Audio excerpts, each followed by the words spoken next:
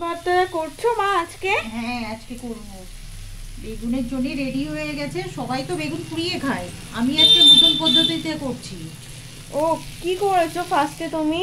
আমি আগে বেগুনটা কেটে ভেজে নিয়েছি, আর এদিকে শুকনো লঙ্কা ভেজে নিয়েছি, কাঁচা লঙ্কা একটা দিয়েছি, দুটো ডিম সেদ্ধ এই একটা, আর একটা ভেঙে নিয়েছি, আর পেঁয়াজ কুচি।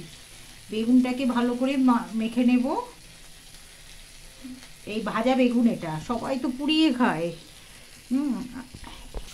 তো দেখো ভালো করে মাখা হয়ে যাচ্ছে। গরমের কারণে একটু আমার মায়ের হাতে ওই এটা নতুন নেই, এটা সবাই পুড়ে যাচ্ছে, তো এটা কেউ জানেই না। এটা নিউ স্টাইলে।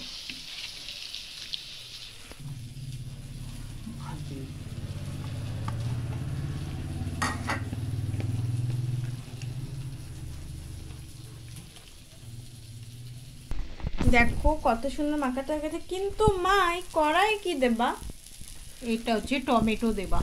এটা কি করবে? টমেটোটাকে ভেজে নিয়েছি, নিয়ে এটা মিক্সড করে নিয়েছি। কি মিক্স করেছো? টমেটো তেলের উপরে দিয়ে ওটা ফ্রাই করে নিয়েছি।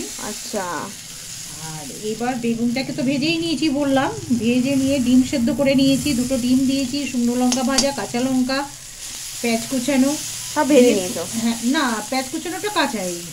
ওটা এবার ভালো করে মিক্সড করে মাখিয়ে নিয়েছি, নিয়ে এবার এটা একটু তেলে ফ্রাই করে দেবো।